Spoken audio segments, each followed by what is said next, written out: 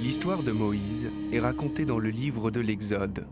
Il appartenait au peuple des Hébreux, alors esclaves en Égypte, et que Pharaon voulut exterminer en donnant l'ordre de tuer tous les garçons nouveau-nés.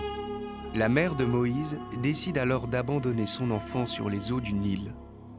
Mais la fille de Pharaon trouve l'enfant, le recueille en cachette et l'élève.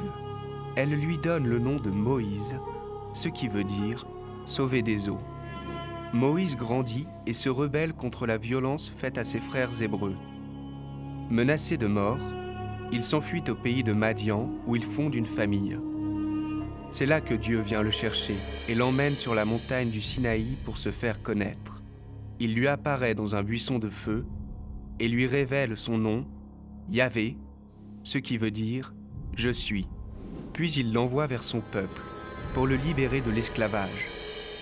Moïse entreprend, sous la conduite de Dieu, une épreuve de force avec Pharaon. Mais celui-ci est inflexible. C'est seulement lorsque Dieu décide de faire mourir tous les premiers-nés des Égyptiens que Pharaon finit par céder et laisse partir les Hébreux. Mais Pharaon décide de les poursuivre. C'est alors le célèbre passage de la mer Rouge, Moïse étend son bâton sur les eaux selon l'ordre de Dieu. Les eaux se fendent et les Hébreux traversent la mer à pied sec. Lorsque l'armée de Pharaon arrive et s'engage à son tour, les eaux se referment sur elle et l'engloutissent.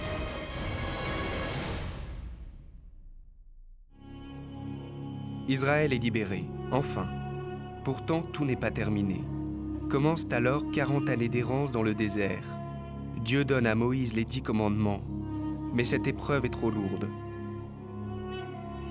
Par 3 fois, les Hébreux demandent à Dieu de les aider à traverser la soif, la faim, le désespoir. Et par 3 fois, Dieu, par l'intermédiaire de Moïse, les rassasie et les rassure. Moïse n'entrera pas en terre promise, il la verra de loin. Mais il aura été pour Israël le libérateur, le législateur, le fondateur de la nation, une figure exceptionnelle qui éclaire toute la Bible.